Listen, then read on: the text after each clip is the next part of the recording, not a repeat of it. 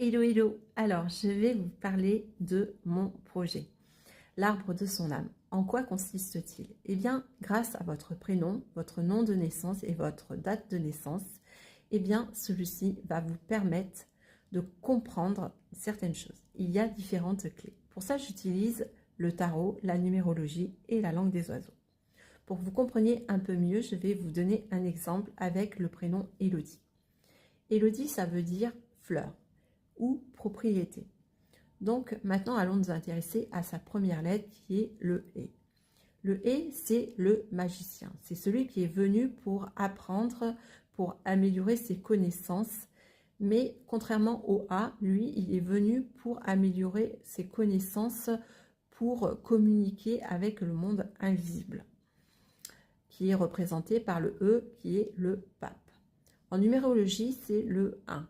C'est l'énergie du yang, celui qui passe à l'action. Donc en fait, en gros, on demande à Élodie d'agir, de faire des choses concrètement par rapport à cette énergie de communication avec le monde invisible. Maintenant, allons nous intéresser à la langue des oiseaux. On entend quoi? On entend « hello, dit », bonjour à la mort.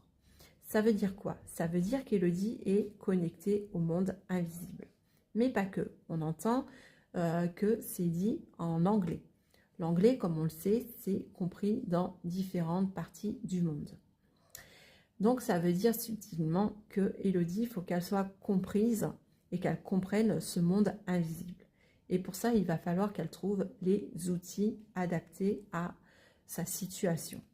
Il faut savoir que quand on est connecté au monde invisible, on peut les ressentir, les entendre, les voir, mais on peut n'avoir qu'une de ces capacités. Donc, c'est à nous de communiquer à notre façon, à comprendre les outils que l'on doit utiliser à ce moment-là. Alors, maintenant, il faut s'intéresser à une autre partie qui est les ailes. Les ailes, ça peut être une énergie de protection. Donc, on veut protéger Élodie. Donc, Élodie aura tendance à être surprotégée. Mais protégée par rapport à quoi? On lui dit aussi de se protéger du monde extérieur ou de ce monde invisible, à voir ce qui lui parle à ce moment-là. On a aussi la possibilité de lui dire qu'elle va évoluer, se transformer comme un papillon qui évolue en 4 étapes. Il faut savoir que nous, les êtres humains, nous évoluons aussi en 4 étapes.